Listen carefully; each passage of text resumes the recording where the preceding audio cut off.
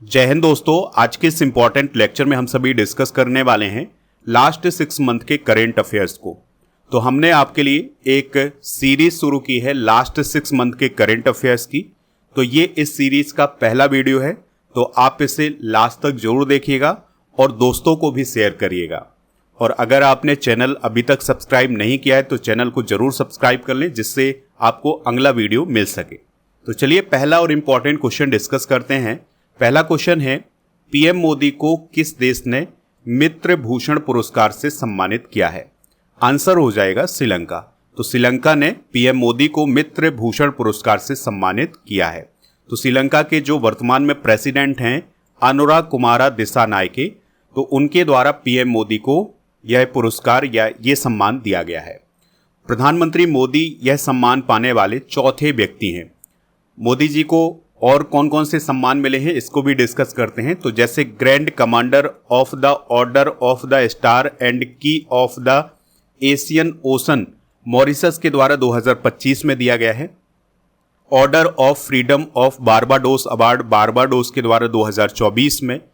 The order of Mubarak al Kabir Kuwait के द्वारा 2024 में। ऑर्डर ऑफ एक्सीलेंस गुआना के द्वारा 2024 में। डोमिनिका अवार्ड ऑफ ऑनर दिया गया है डोमिनिका गणराज्य के द्वारा 2024 में। Grand commander of the order of Niger दिया गया है नाइजीरिया के द्वारा 2024 में। Order of Saint Andrew the apostle रूस के द्वारा 2024 में दिया गया है। नेक्स्ट क्वेश्चन है, एशिया के पहले vertical lift bridge Pamban bridge का उद्घाटन किस राज्य में किया गया है? आंसर हो जाएगा तमिलनाडु। तो तमिलनाडु में पंबन ब्रिज बनकर के तैयार हो गया है और उसका उद्घाटन प्रधानमंत्री नरेंद्र मोदी जी के द्वारा किया गया है। दोस्तों, इस ब्रिज की लंबाई है 2.08 किलोमीटर की और इसकी नींव नवंबर 2019 में प्रधानमंत्री नरेंद्र मोदी जी के द्वारा रखी गई थी। यह जो पंबन ब्रिज है ये मंडपम और रामेश्वरम को जोड़ता है। इस पॉइंट को जरूर याद रखिएगा। इससे पहले भी यहां पर पंबन ब्रिज ही था, जो कि पुराना पंबन ब्रिज कहलाता है। तो जो पुराना वाला पंबन ब्रिज था वो 1914 में अंग्रेजों के समय बनकर के तैयार हुआ था। यहाँ पर आप देख सकते हैं कि ये पंबन ब्रिज किस प्रकार से काम करता है। तो ये नया वाला पंबन ब्रिज है, ये ओल्ड वाला पुराना वाला पंबन ब्रिज है। तो यहाँ से नाव निकल जाती है, बड़ी बड़ी जहाजें निकल जाती हैं और फिर ये नीचे आ जाता है, यहाँ से ट्रेन निकल जाती है। नेक्स्ट क्वेश्चन है, अंतर्राष्ट्रीय आपराधिक न्यायालय से हटने की घोषणा करने वाला पहला यूरोपीय देश कौन बना है?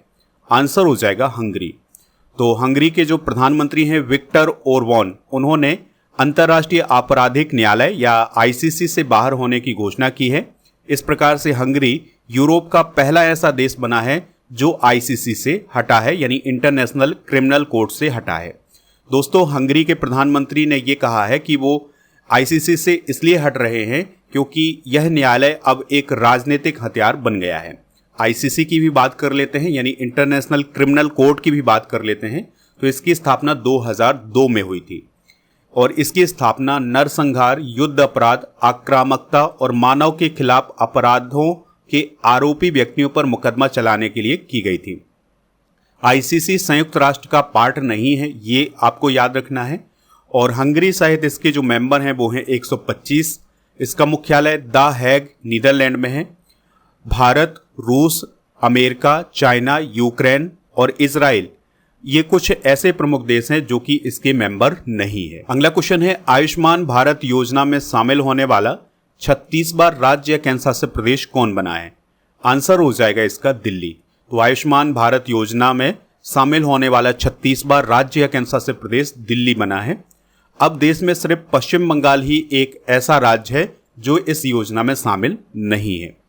दोस्तों, आयुष्मान भारत प्रधानमंत्री जन आरोग्य योजना की बात करें तो यह दुनिया की सबसे बड़ी चिकित्सीय बीमा योजना है, जिसकी शुरुआत 2018 में रांची, झारखंड से की गई थी। यह एक कैशलेस चिकित्सा बीमा योजना है। तो जो इसके पात्र परिवार होते हैं उनको अस्पताल में भर्ती होने के लिए हर साल 5 लाख रुपए का बीमा मिलता है। 2024 में सरकार ने इस योजना के तहत 70 वर्ष और उससे अधिक आयु के जो वरिष्ठ नागरिक हैं उनको भी शामिल किया है। अगला क्वेश्चन है, डीआरडीओ ने किस देश की कंपनी के साथ मिलकर मध्यम दूरी की सतह से हवा में मार करने वाली मिसाइल यानी MRSAM विकसित की है? आंसर हो जाएगा इजराइल। तो दोस्तों, मध्यम दूरी की सतह से हवा में मार करने वाली मिसाइल यानी MRSAM को भारत और इजराइल ने संयुक्त रूप से डेवलप किया है। यह एक बैलिस्टिक मिसाइल है जिसे हवाई खतरों के खिलाफ डिजाइन किया गया है। इसकी जो मारक दूरी है वो 70 किलोमीटर है और इस मिसाइल की लंबाई 4.5 मीटर है। इस मिसाइल को जहाज या जमीन से लॉन्च किया जा सकता है। नेक्स्ट क्वेश्चन है, फ्रेड डारिंगटन पुरस्कार 2025 से किसे सम्मानित किया गया है? आंसर हो जाएगा सुदर्शन पटनायक को। तो दोस्तों, ओडिशा के प्रसिद्ध रेत कलाकार और मूर्तिकार सुदर्शन पटनायक को फ्रेड डारिंगटन पुरस्कार 2025 से सम्मानित किया गया है। यह पुरस्कार उन्हें इंग्लैंड में प्रदान किया गया है। सुदर्शन पटनायक फ्रेड डारिंगटन पुरस्कार प्राप्त करने वाले पहले इंडियन हैं। नेक्स्ट क्वेश्चन है, नोलैन गुरेर संदेश और बारुईपुर अमरूद किस राज्य से संबंधित हैं जिसे हाल ही में जीआई टैग दिया गया है? आंसर हो जाएगा इसका पश्चिम बंगाल। तो पश्चिम बंगाल के कुछ प्रोडक्ट को हाल ही में जीआई टैग दिया गया है, चलिए उनको डिस्कस करते हैं। तो पहले नंबर पर है नोलैन गुरेर संदेश, जो कि एक पारंपरिक मिठाई है। फिर इसके बाद है कामार पुकुर का सफ़ेद बोंडो, जो कि पारंपरिक मिठाई है। मुर्शिदाबाद का छना बोरा, ये भी मिठाई है। विष्णुपुर का मोतीचूर लड्डू, ये भी मिठाई है। तो इन सभी को जीआई टैग दिया गया है। इसके अलावा बरुईपुर अमरूद, ये कृषि से संबंधित एक कृषि प्रोडक्ट है। और राधुनी पागल चावल, ये कृषि प्रोडक्ट है। और मालदा का निस्तारी रेशमी धागा, ये एक वस्त्र है। तो इन सभी को हाल ही में जीआई टैग दिया गया है और ये सभी पश्चिम बंगाल से संबंधित। नेक्स्ट क्वेश्चन है, भारत ने 26 मरीन राफेल के लिए किस देश के साथ समझौता किया है? आंसर हो जाएगा फ्रांस।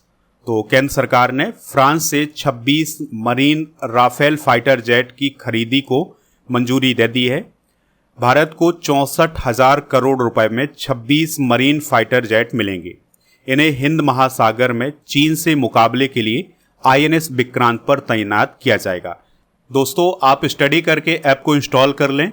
यहाँ पर आपको premium course, paid course, e book, test series, test pass, daily current affairs की PDF और नोट्स, ये सभी मिल जाएगा।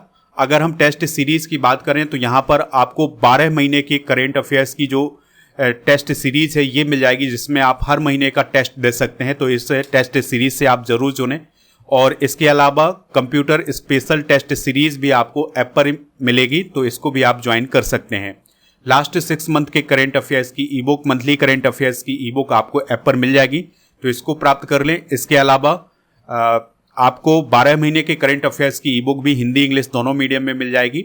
राजा गुप्ता सर का जो अर्जुन GS फाउंडेशन बैच है ये आपको ऐप पर मिलेगा प्रीमियम कोर्स वाले ऑप्शन पर। तो यहाँ पर आप बाई नाउ वाले ऑप्शन पर जाएंगे और फिर अप्लाई कूपन पर क्लिक करेंगे तो आपको कूपन कोड यूज करना है दिवाली 500, तो आपको इसमें छूट मिल जाएगी।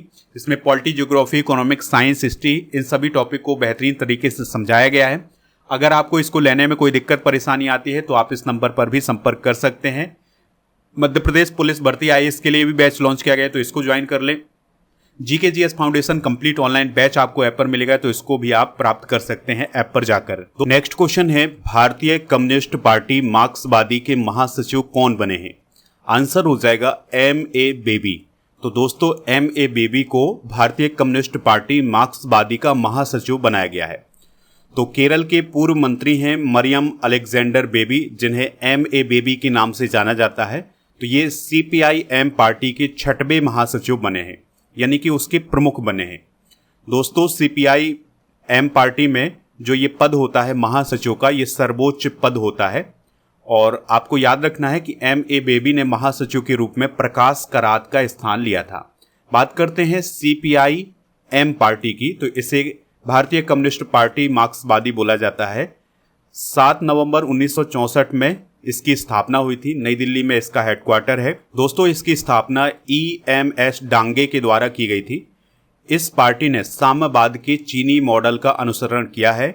वर्तमान में इसकी सरकार केवल केरल में है, जिसके मुख्यमंत्री हैं पिनाराई विजयन। दोस्तों, आपसे अगर पूछा जाए कि वर्तमान में भारत में कितनी राष्ट्रीय पार्टियां हैं, तो वर्तमान में 6 राष्ट्रीय पार्टियां हैं, ठीक है, जिसमें आम आदमी पार्टी है, जिसके प्रमुख हैं अरविंद केजरीवाल। बहुजन समाज पार्टी है, जिसकी प्रमुख है मायावती। फिर है भारतीय जनता पार्टी जिसके प्रमुख हैं जेपी नड्डा, फिर है भारतीय कम्युनिस्ट पार्टी एम जिसके प्रमुख हैं एम ए बेबी, फिर है कांग्रेस जिसके प्रमुख हैं मल्लिकार्जुन खड़गे, और फिर है नेशनल पीपल्स पार्टी जिसके प्रमुख हैं कॉनराड संगमा।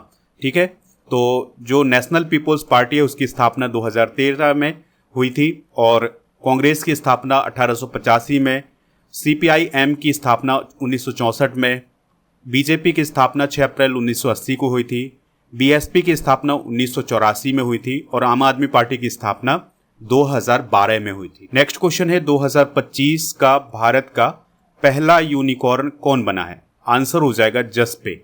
तो दोस्तों बेंगलुरु स्थित पेमेंट इंफ्रास्ट्रक्चर कंपनी जस्पे 2025 का भारत का पहला यूनिकॉर्न बना है। इस कंपनी का जो वैल्यूएशन है ये $1 बिलियन से अधिक हो गया है। दोस्तों यूनिकॉर्न का दर्जा किस स्टार्टअप को मिलता है? तो अगर किसी स्टार्टअप का जो वैल्यूएशन है वो 1 अरब अमेरिकी डॉलर यानी लगभग 8300 करोड़ रुपए से अधिक का हो जाता है तो उस कंपनी को यूनिकॉर्न कंपनी कहा जाता है। भारत में बहुत सारी यूनिकॉर्न कंपनियां हैं जिसमें फ्लिपकार्ट है, ओला, जोमेटो, पेटीएम, रेजर पे, स्विगी, ड्रीम 11, फोन पे, ये सभी भारत की यूनिकॉर्न कंपनियां हैं। नेक्स्ट क्वेश्चन है भारत का सबसे बड़ा पेट्रोकेमिकल संयंत्र किस राज्य में बनेगा? तो ये बनेगा ओडिशा राज्य में। किस राज्य में दोस्तों? ओडिशा राज्य में। इसको बनाएगा कौन? Indian oil corporation limited. ठीक है, इसके लिए Indian oil corporation limited 61,077 crore रुपए का निवेश करेगा। बात करते हैं इंडियन ऑयल कॉरपोरेशन लिमिटेड यानी IOCL की। इसका स्वामित्व भारत सरकार के पास है। 30 जून 1959 को इसकी स्थापना हुई थी। इसका काम है रिफाइनिंग, पाइपलाइन, परिवहन, पेट्रोलियम उत्पादों का विपणन और खोज और उत्पादन। मुख्यालय है इसका नई दिल्ली में और दोस्तों इसे महारत्न का दर्जा प्राप्त है। नेक्स्ट क्वेश्चन है मुंबई हमले के किस आरोपी को हाल ही में अमेरिका से भारत लाया गया है? तो उसका नाम है तहब्बुर राणा। जो तहब्बुर राणा है ये मुंबई अटैक का आरोपी है तो इसे अमेरिका से भारत लाया गया है। मुंबई अटैक कब हुआ था? 26 नवंबर 2008 को। इसे 26/11 हमला भी बोला जाता है। तो मुंबई अटैक के दौरान ताज होटल और मुंबई के कई इलाकों में आतंकी हमला हुआ था जिसमें 6 अमेरिकियों के सहित 166 लोग मारे गए थे। दोस्तों ये जो मुंबई अटैक हुआ था इसका एकमात्र जीवित आतंकवादी पकड़ा गया था जिसका नाम था अजमल कसाब, जो पाकिस्तान का था। बाद में उसे फांसी दी गई थी। मुंबई अटैक का मुख्य साजिशकर्ता कौन था? डेविड कोलमैन, हेडली और तहब्बुर राणा। तो इसी तहब्बुर राणा को हाल ही में अमेरिका से भारत लाया गया है। नेक्स्ट क्वेश्चन है सिमलीपाल किस राज्य में स्थित है जिसे आधिकारिक तौर पर राष्ट्रीय उद्यान का दर्जा दिया गया है? आंसर हो जाएगा ओडिशा। तो दोस्तों ओडिशा में स्थित है सिमलीपाल राष्ट्रीय उद्यान। तो इसे अभी हाल ही में राष्ट्रीय उद्यान का दर्जा दिया गया है। इस प्रकार से सिमलीपाल भारत का 107वां राष्ट्रीय उद्यान बन गया है और यह ओडिशा का भितरकनिका राष्ट्रीय उद्यान के बाद दूसरा राष्ट्रीय उद्यान बना है। इसका जो क्षेत्रफल है वो है 845.70 वर्ग किलोमीटर का। सिमलीपाल अब ओडिशा का सबसे बड़ा राष्ट्रीय उद्यान भी बन गया है। इस पॉइंट को भी आप नोट कर लें। नेक्स्ट क्वेश्चन है हाल ही में भारत ने किस रोग के लिए जीन थेरेपी में सफलता हासिल की है? आंसर हो जाएगा हीमोफीलिया। तो दोस्तों ब्रिक इन स्टेम और CMC बेलोर के सहयोग से हीमोफीलिया के लिए भारत के पहले मानव जीन चिकित्सा परीक्षण का सफलतापूर्वक संचालन हाल ही में किया गया है। हीमोफीलिया की अगर हम बात करें तो यह वंशानुगत रक्तस्राव विकार है। हीमोफीलिया में रक्त जमने की क्षमता कम हो जाती है। जिसको हीमोफीलिया होता है उसको अगर चोट लगती है तो उसका ब्लड लगातार गिरता रहता है। हीमोफीलिया दिवस हर साल 17 अप्रैल को मनाया जाता है। इस बात को भी आप नोट कर लें। अगला क्वेश्चन है एशियाई योगासन खेल चैंपियनशिप 2025 में भारत ने मेडल टैली में कौन सा स्थान हासिल किया है? आंसर हो जाएगा पहला। तो दोस्तों एशियाई योगासन खेल चैंपियनशिप 2025 में भारत ने 87 मेडल जीते हैं जिसमें 83 गोल्ड, 3 सिल्वर और 1 ब्रॉन्ज मेडल है। यह जो चैंपियनशिप है 2025 वाली, यह KD जाधव एरिना इंदिरा गांधी खेल परिसर नई दिल्ली में आयोजित की गई थी। तो मेडल टैली में पहला स्थान भारत का है जिसने 83 गोल्ड के साथ 87 मेडल जीते हैं। दूसरे स्थान पर जापान, तीसरे पर मंगोलिया, चौथे पर ओमान और पांचवें स्थान पर नेपाल है। अगला क्वेश्चन है, भारत ने किस रोग की जांच के लिए पहली स्वदेशी human papilloma virus test kit launch की है? आंसर हो जाएगा सर्वाइकल कैंसर। तो दोस्तों, भारत ने सर्वाइकल कैंसर की जांच के लिए पहली स्वदेशी ह्यूमन पैपिलोमा वायरस या HPV टेस्ट किट लॉन्च की है। सर्वाइकल कैंसर महिलाओं में गर्भाशय ग्रीवा में होने वाला एक कैंसर है जो कि ह्यूमन पैपिलोमा वायरस से होता है। नेक्स्ट क्वेश्चन है, मधुसूदन साई को किस देश की सरकार के द्वारा सर्वोच्च सम्मान दिया गया है? आंसर हो जाएगा फिजी। तो दोस्तों, भारतीय आध्यात्मिक और मानवतावादी लीडर हैं मधुसूदन साई, तो उन्हें फिजी का सर्वोच्च नागरिक पुरस्कार companion of the order of Fiji से सम्मानित किया गया है। यह सम्मान इससे पहले 2023 में PM मोदी और 2024 में राष्ट्रपति द्रौपदी मुर्मू जी को भी प्राप्त हो चुका है। नेक्स्ट क्वेश्चन है, कोकबो रोक भाषा को भारतीय संविधान की किस अनुसूची में शामिल करने की मांग की गई है? आंसर हो जाएगा 8वीं अनुसूची। तो कुछ समय पहले ये मुद्दा काफी चर्चा में रहा है कि जो कोकबो रोक भाषा है उसे भारतीय संविधान की 8वीं अनुसूची में शामिल करने की मांग की जा रही है। दोस्तों, यह भाषा त्रिपुरा के बोरोक लोगों की भाषा है जो कि चीनी तिब्बती परिवार से संबंधित है, यानी कि यह भाषा चीनी तिब्बती परिवार से संबंधित है। जमातिया, रियांग, ब्रू, नोवातिया, रोपिनी जनजातियों के द्वारा यह भाषा बोली जाती है। यूनेस्को के Atlas of the world language in danger के तहत इसे कमजोर के रूप में वर्गीकृत किया गया है। दोस्तों, भारतीय संविधान की जो 8वीं अनुसूची है उसमें कुल 22 भाषाओं को मान्यता प्राप्त भाषा का दर्जा दिया गया है, यानी कि इसमें 22 भाषाओं को शामिल किया गया है।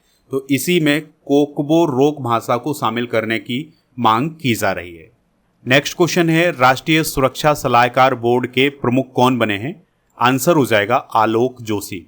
तो केंद्र सरकार ने राष्ट्रीय सुरक्षा सलाहकार बोर्ड का अभी हाल ही में गठन किया था, तो इसमें रॉ के पूर्व प्रमुख आलोक जोशी को चेयरमैन बनाया गया है। इसमें 6 सदस्य भी शामिल किए गए हैं।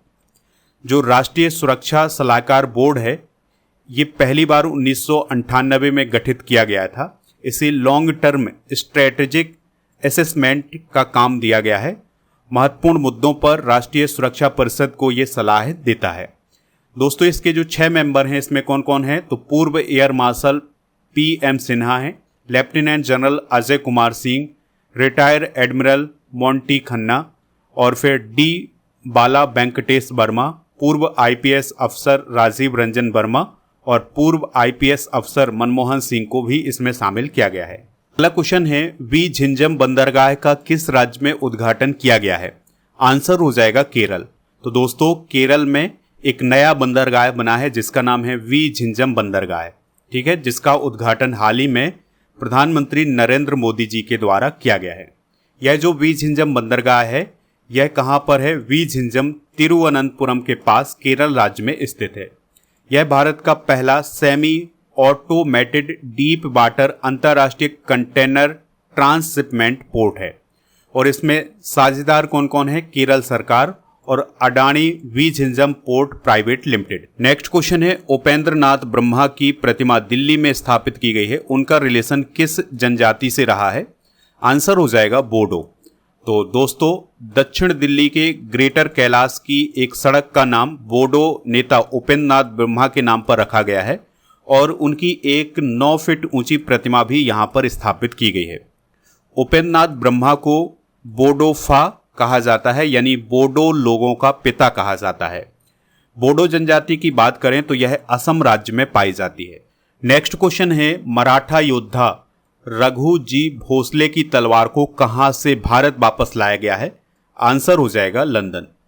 महाराष्ट्र सरकार ने लंदन में हुई नीलामी में मराठा योद्धा रघु जी भोसले प्रथम की ऐतिहासिक तलवार को 47.15 लाख में खरीदा है और ये जो तलवार है ये फिरंगी शैली में बनाई गई है। रघु जी भोसले नागपुर के संस्थापक थे।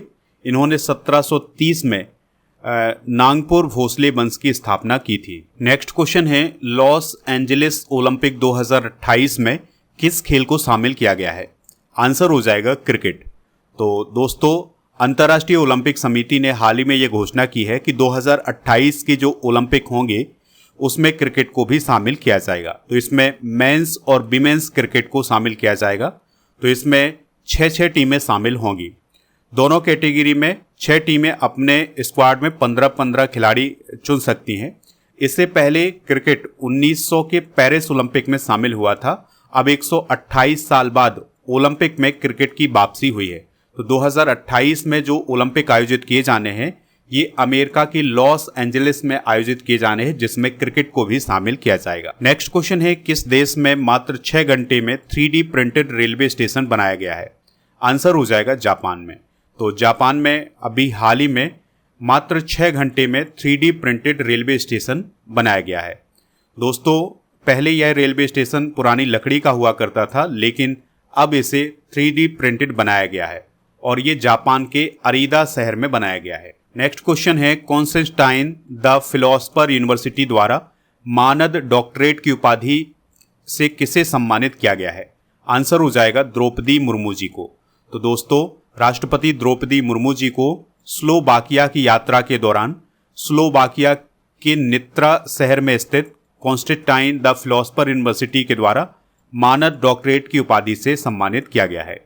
2024 में राष्ट्रपति द्रौपदी मुर्मू जी को अल्जीरिया में राजनीति विज्ञान में मानद डॉक्टरेट की उपाधि से भी सम्मानित किया गया था। राष्ट्रपति द्रौपदी मुर्मू जी को मॉरिशस विश्वविद्यालय के द्वारा भी डॉक्टर ऑफ सिविल लॉ की मानद उपाधि से 2024 में सम्मानित किया गया था।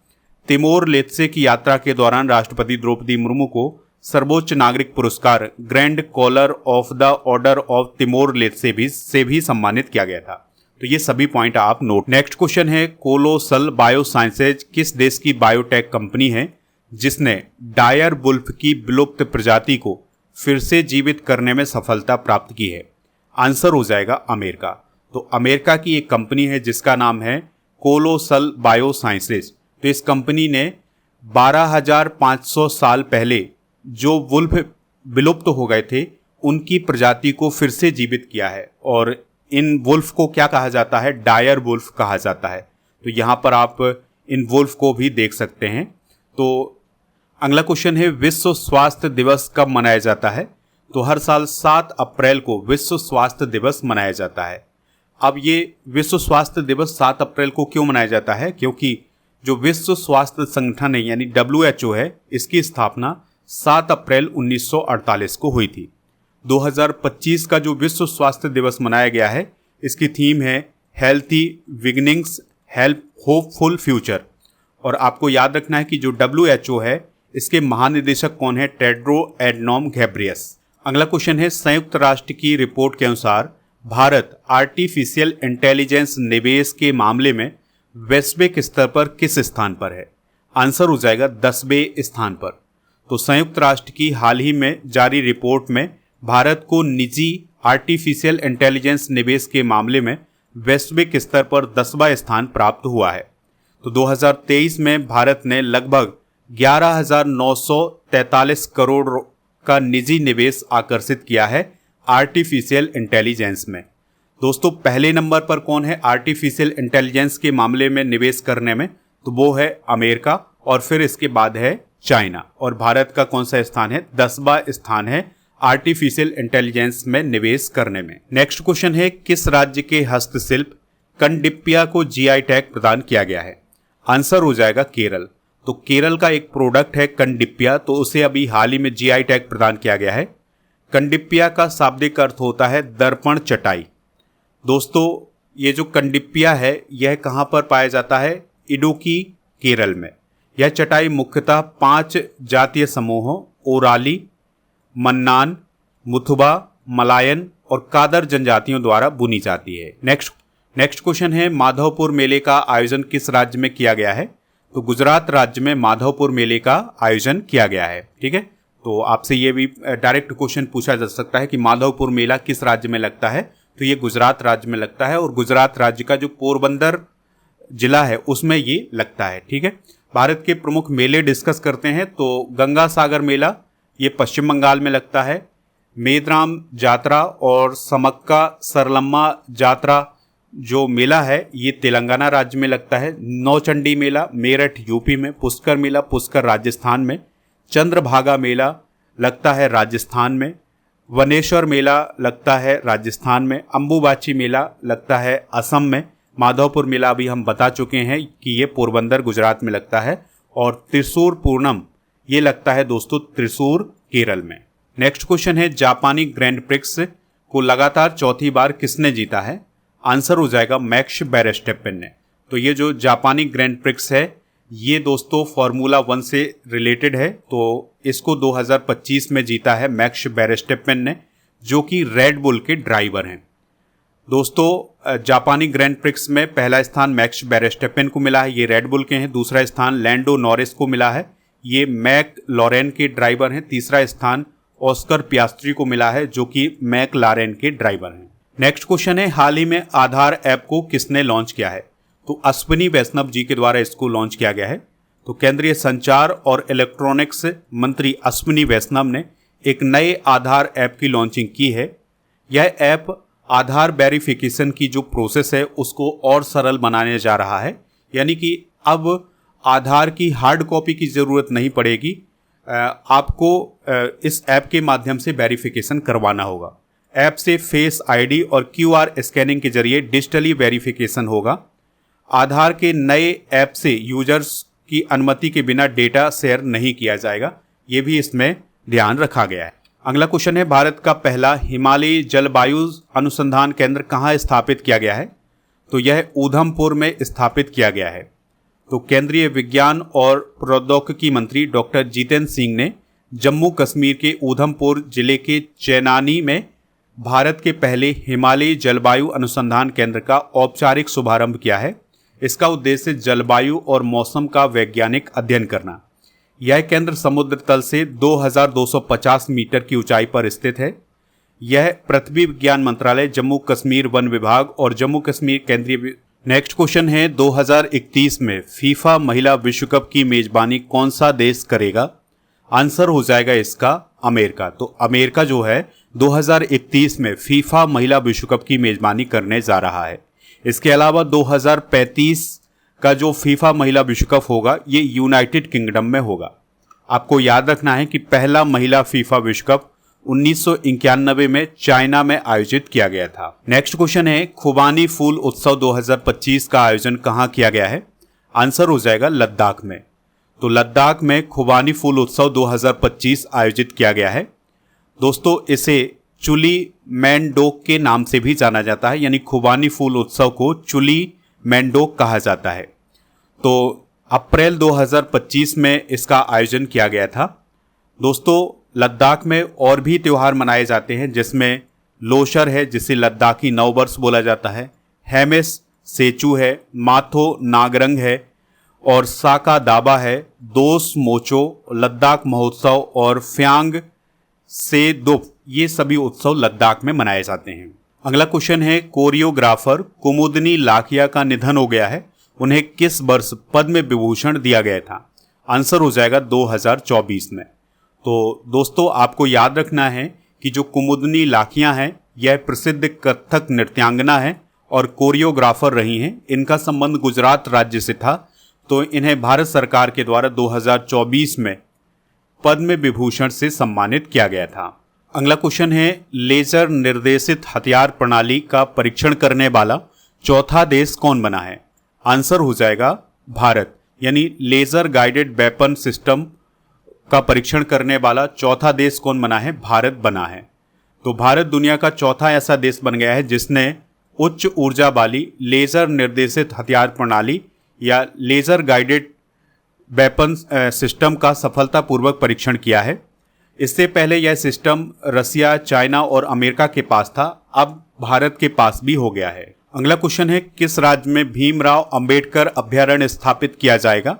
आंसर हो जाएगा मध्य प्रदेश में। तो दोस्तों मध्य प्रदेश सरकार ने सागर जिले के बांदा और साहगढ़ वन क्षेत्रों में डॉक्टर भीमराव अंबेडकर अभ्यारण्य नाम से 258.64 वर्ग किलोमीटर के नए वन्यजीव अभ्यारण्य की घोषणा की है। यह मध्य प्रदेश का 25वां अभ्यारण्य होगा। मध्य प्रदेश का जो नौरादेही वन्यजीव अभ्यारण्य है, ये मध्य प्रदेश का सबसे बड़ा वन्यजीव अभ्यारण्य है और सबसे छोटा है रालामंडल वन्यजीव अभ्यारण्य। हाल ही में मध्य प्रदेश का माधव नेशनल पार्क भारत का 58वां टाइगर रिजर्व बना था। इस पॉइंट को भी आप याद रखिएगा। अगला क्वेश्चन है, देश की पहली एटीएम वाली ट्रेन कौन बनी है? आंसर हो जाएगा पंचवटी एक्सप्रेस। तो दोस्तों, मुंबई मनमाड के बीच चलने वाली पंचवटी एक्सप्रेस देश की पहली ऐसी ट्रेन बन गई है जिसमें एटीएम मशीन लगाई गई है। यानी अब यात्री ट्रेन में सफर करते हुए भी कैश निकाल सकते हैं। अगला क्वेश्चन है, हाल ही में 23वें विधि आयोग के अध्यक्ष कौन बने हैं? तो दोस्तों, अभी हाल ही में 23वें विधि आयोग का गठन किया गया है जिसके अध्यक्ष बने हैं दिनेश माहेश्वरी। ठीक है, तो सुप्रीम कोर्ट के पूर्व न्यायाधीश हैं दिनेश माहेश्वरी, तो उन्हें 23वें विधि आयोग का अध्यक्ष बनाया गया है। विधि आयोग की बात करें तो यह एक गैर सांविधिक निकाय है। भारत सरकार के द्वारा इसका गठन किया जाता है। यह कानूनी सुधारों पर शोध करता है और सरकार को कानूनी सुधारों पर सलाह देता है। अगला क्वेश्चन है, सैन्य अभ्यास डस्टलेक का आयोजन कहाँ किया गया है? तो 2025 में जो डस्टलेक अभ्यास है यह पुणे में आयोजित किया गया था। ठीक है, तो ये जो डस्टलेक अभ्यास है ये भारत और उज्बेकिस्तान के बीच होता है। इस बार इसका 6वां संस्करण आयोजित किया गया था अप्रैल 2025 में।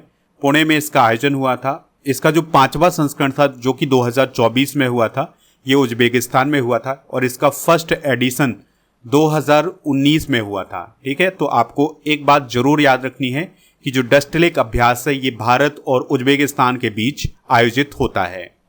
नेक्स्ट क्वेश्चन है, भारत की पहली मिसेज ग्लोब इंटरनेशनल कौन बनी है? आंसर हो जाएगा अनुराधा गर्ग। तो Mrs Globe International 2025 award China में प्रदान किया गया है जिसमें 80 से ज़्यादा देश शामिल थे। इसमें अनुराधा गर्ग शामिल हुई थी और इन्होंने ये खिताब हासिल किया है। वह गुरुग्राम हरियाणा से संबंधित हैं और वह भारत की पहली मिसेज ग्लोब इंटरनेशनल बनी है। 2024 में मिसेज इंडिया ग्लोब बनी थी। 2025 में टाइम अप्लाइड अवार्ड भी उन्हें मिला।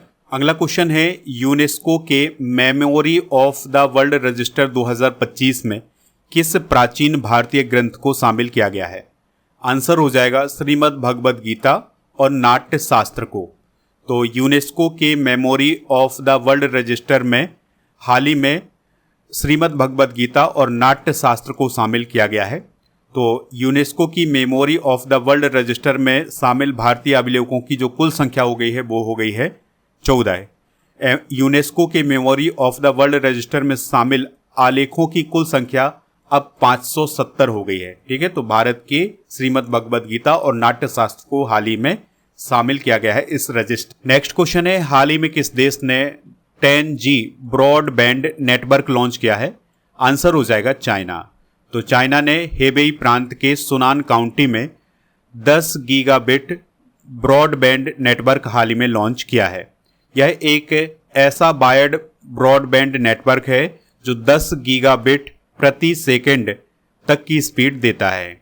अगला क्वेश्चन है, कोपा डेल रे कप 2025 का खिताब किसने जीता है? तो आपको याद रखना है कि कोपा डेल रे कप 2025 जो है ये फुटबॉल से संबंधित है और इसको जीता किसने है? बार्सिलोना ने। तो कोपा डेल रे कप 2025 के फाइनल में बार्सिलोना ने रियल मैड्रिड को 3-2 से हरा करके जीता है। यह प्रतियोगिता स्पेन में आयोजित की गई थी और यह बार्सिलोना का रिकॉर्ड 32वां स्पेनिश कप का खिताब है। अगला क्वेश्चन है, भारत ने किस देश को ब्रह्मोस सुपरसोनिक क्रूज मिसाइल का दूसरा बैच भेजा है? आंसर हो जाएगा फिलीपींस। तो दोस्तों, भारत ने फिलीपींस को ब्रह्मोस सुपरसोनिक क्रूज मिसाइल का दूसरा बैच हाल ही में भेजा है। भारत और फिलीपींस के बीच 2022 में 375 मिलियन अमेरिकी डॉलर का समझौता हुआ था ब्रह्मोस मिसाइल को लेकर। दोस्तों, बात करें अगर हम ब्रह्मोस मिसाइल की तो इसको भारत और रूस ने मिलकर के डेवलप किया है। इसका नाम भारत की ब्रह्मपुत्र नदी और रूस की मोस्कवा नदी के नाम पर रखा गया है और इस मिसाइल की जो स्पीड है वो है 2.8 मैक और इसकी जो मारक क्षमता है वो है 290 किलोमीटर। इस मिसाइल की खास बात यह है कि इसे पनडुब्बी, जहाज, विमान या जमीन से लॉन्च किया जा सकता है। अगला क्वेश्चन है, हाल ही में भारतीय राष्ट्रीय अभिलेखागार ने किसके निजी दस्तावेजों का संग्रह किया है?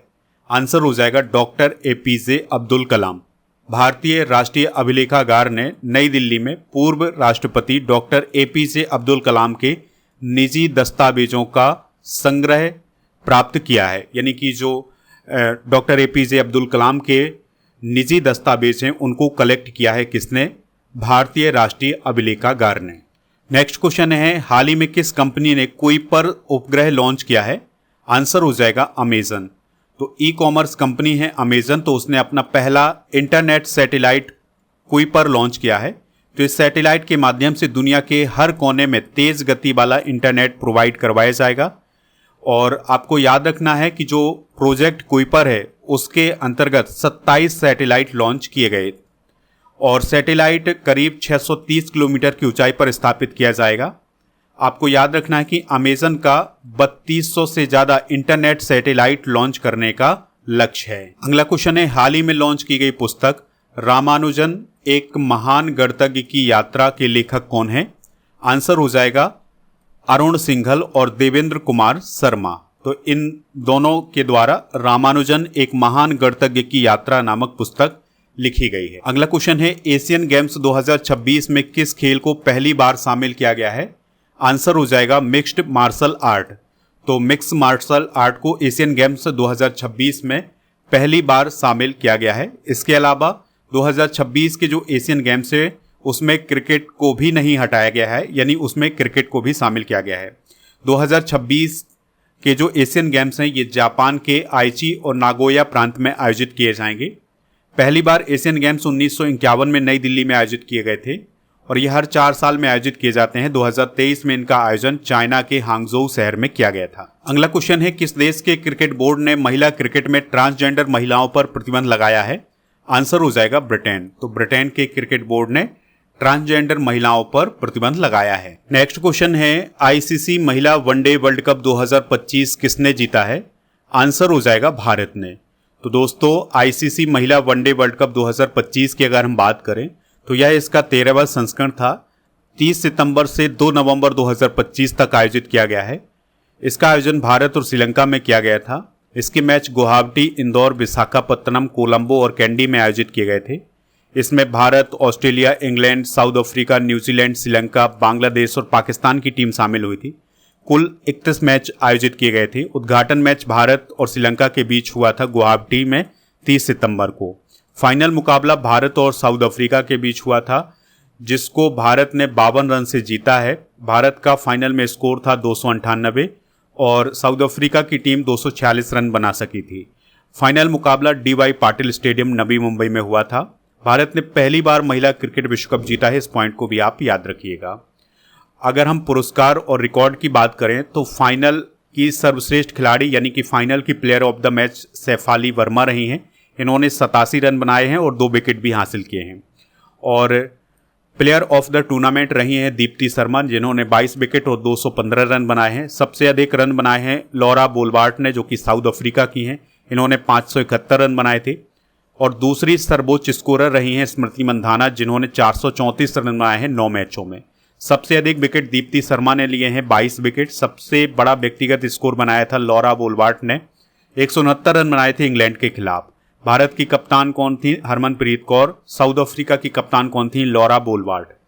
और दोस्तों, इस टूर्नामेंट में एक रिकॉर्ड बना है कि भारत ने सेमीफाइनल में ऑस्ट्रेलिया के खिलाफ 339 रन का सफल रन चेज किया था जो कि महिला वनडे इतिहास का सबसे बड़ा सफल रन चेज था।